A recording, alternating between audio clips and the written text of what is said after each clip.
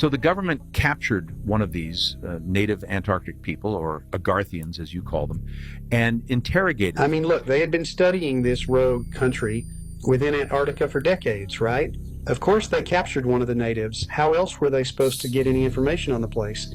Look, regardless, the things that they'd found out in the conversations that followed suit, right, were just, it puts history in a different perspective. Let's put it that way. Wait, they were talking to this person? Well, look, I mean, wouldn't these people speak their own language? buddy, just because they have their own native language doesn't mean they don't understand others as well. Look, after they detained him, right, they figured he was going to speak in some kind of uninterpretable tongue, so they sent in a linguistic expert by the name of Pete Richards to do the interrogation, right? And so Pete sits there asking him all kinds of different questions, right, about their society, about who they are, but the guy just wouldn't say a thing. He was completely silent, right?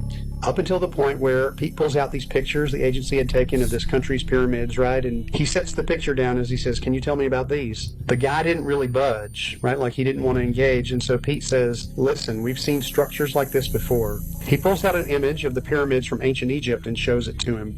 And for the first time, the guy's expression just completely shifts, right? Like he was seeing something that he'd somehow seen before. And as he's staring at the image, he goes, "Second." Pete's just shocked this guy had finally spoke, right? And as he's just staring at him, a higher-up agent in the room quickly says, "Pete, what the hell's that mean?" And with a kind of just wide-eyed, shocked expression of disbelief, Pete says, "It's Egyptian.